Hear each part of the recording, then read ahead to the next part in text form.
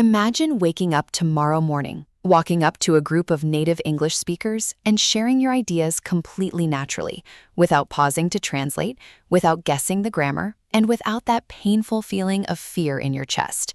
What if the secret to achieving this level of fluency is not studying grammar books for hours, but simply changing 3 small habits in your normal daily routine?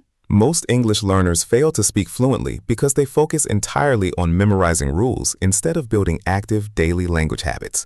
Welcome to English Conversation Hub. I am Oliver. And I am Ava. We are absolutely thrilled to have you here with us for this special extended episode.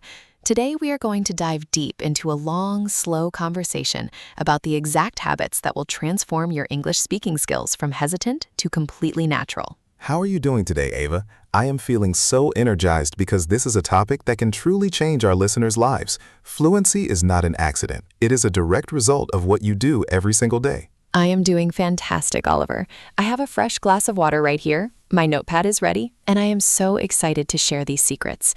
Today, we are going to give our audience a very rich, highly detailed listening practice session so their brains can absorb natural structures effortlessly. Exactly. So sit back, relax, listen to our voices, and let us explore the daily habits that actually work for fluency. You know, Oliver, when people think about fluency, they often think they need to move to an English-speaking country, like Canada or America. They think, if I do not live there, I can never speak fluently. But I think that's a huge mistake. You can create an English environment right inside your own home. I agree with you 100%, Ava. When I was trying to master my second language, I lived in my hometown. I could not travel, so I had to create an immersive environment. The very first habit I started was changing the language settings on all my personal devices.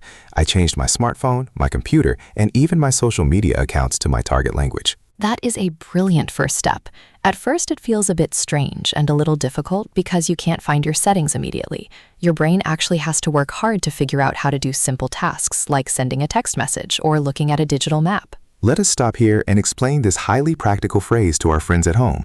To figure out means to understand something, to solve a problem, or to find an answer after spending some time thinking about it. An easy example sentence is, I need to figure out how to solve this difficult puzzle. It is a phrase native speakers use multiple times a day. Yes, so by changing your phone language, you force your brain to figure out English words in real-life contexts. Another habit that completely changed my life was a technique called self-talk. This is something anyone can do, even if they live alone and have no one to talk to. Every single morning, when I am alone in my kitchen making my breakfast, I talk out loud to myself in English. Oh, I love the self-talk method. It sounds a bit funny at first, but it is incredibly powerful. What do you actually say to yourself when you are in the kitchen, Ava? I just describe my actions like a sports commentator. I say things like, now I am opening the refrigerator. I am taking out 2 fresh eggs. I am placing the pan on the stove. The kitchen smells wonderful. By doing this out loud, I bridge the gap between my thoughts and my spoken words. I train my mouth muscles to move to the rhythm of English sounds. That is beautiful because fluency is partly a physical skill. Your mouth, tongue, and throat muscles need to practice making these new sounds until they become natural. If you only read silently, your muscles never learn the movements. Exactly. And another benefit of self-talk is that it helps you notice what words you are missing. For example, if I am cooking and I do not know the English word for a specific kitchen tool, I don't panic.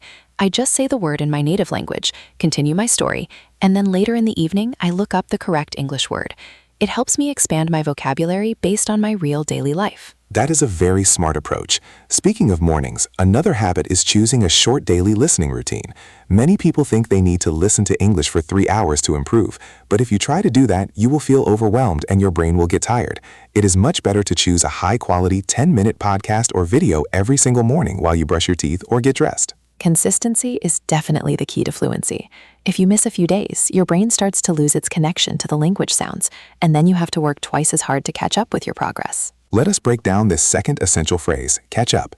To catch up means to reach the same level, speed, or quality as someone or something that is ahead of you.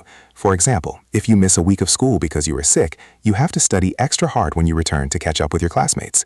In language learning, daily habits prevent you from falling behind, so you never have to struggle to catch up. That is exactly why small daily habits are superior to huge irregular study sessions. When you listen to English every single morning, even for just 10 minutes, your ears get completely used to the natural flow, the contractions, and the pronunciation. Then an interesting thing happens.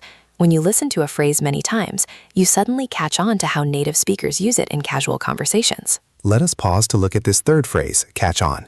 In this context, to catch on means to finally understand, realize, or learn something, especially after some time or after seeing it happen repeatedly. An easy example sentence for daily life is, at first, the rules of this new card game were very confusing, but after 3 rounds, I started to catch on. It means your brain is naturally connecting the dots. Yes, your brain is a wonderful pattern-seeking machine. When you feed it clear English every day, it automatically starts to catch on to the natural patterns of the language. Another habit that works wonders for fluency is reading out loud. Many students read books silently, which is great for comprehension and vocabulary. But if you read the sentences out loud, you are practicing reading, listening, and speaking all at the same time. I used to do that with short news articles or short stories. I would find an article that was written in simple English, and I would read it out loud with passion, trying to copy the tone of a real news reporter. It helped me build immense confidence because I could hear my own voice speaking fluent, complete sentences without any hesitation. That is a wonderful psychological trick. Hearing your own voice speak English creates a positive loop in your mind. It breaks the old belief that you are a bad English speaker. You start to see yourself as a capable, fluent person. Yes, and mindset is a huge part of the journey. Many students stop themselves from speaking because they are terrified of making a small grammar mistake. They think that if they use the wrong tense, the conversation will be ruined. But in reality, native speakers make mistakes all the time, and they prioritize communication over perfection. That is so true. If you meet a friend and they look down or upset, you do not think about grammar rules before comforting them. You just look at them and ask, "What is the matter?" Let us take a moment to look at this fourth phrase. What is the matter is a very kind, common expression we use to ask someone what problem they are having or why they look sad, stressed, or sick. For example, if your coworker enters the room looking very worried, you can say, "You look stressed today. What is the matter?" It shows you care about their well-being. It is an excellent example of functional language. When you know an expression like "what is the matter" deeply, you do not need to construct a sentence using grammar rules in your head. The entire block of words comes out of your mouth automatically. That is what true fluency feels like.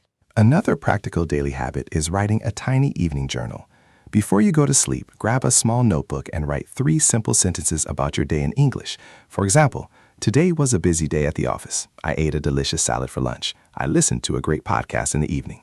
This habit forces your brain to active production mode, helping you summarize your thoughts clearly. Writing also gives you time to think and structure your sentences properly, which naturally improves your speaking clarity over time. It is like a slow-motion practice for a real conversation. Exactly. And the final habit we want to share today is a very fun one, imitation. When you are watching your favorite English YouTube channel or an English movie, pick one character who speaks clearly. Listen to a short sentence they say. Pause the video and try to copy their voice, their expression, and their speed exactly. The imitation method is incredible for improving your accent and your intonation. It helps you drop the heavy, robotic pronunciation that we often learn in traditional schools and replaces it with the smooth, natural flow of daily spoken English. All of these habits we mentioned, changing your phone settings, self-talk, daily short listening, reading out loud, writing a simple journal, and imitation, take less than 20 minutes a day in total. They fit perfectly into any busy schedule. They really do. You do not need extra time. You just need to replace old passive habits with active English habits. If you can stay committed to these small practices for just 1 month, your confidence will soar, and you will surprise yourself with how much faster you can speak. This has been such a rich and detailed conversation, Ava. I really hope our listeners can feel the power of these habits and choose at least 1 or 2 to start tonight or tomorrow morning. I am sure they will, Oliver. Fluency is a path made of small daily steps, and every single listener here today is fully capable of reaching the destination. Let us summarize a highly effective sentence framework from today's lesson that you can use as a daily habit to describe your learning journey.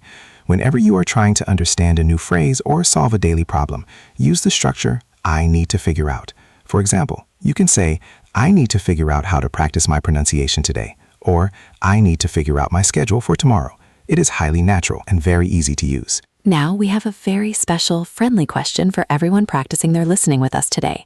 Please type your response in the comment section below. Which daily habit from today's episode are you going to start doing tomorrow morning?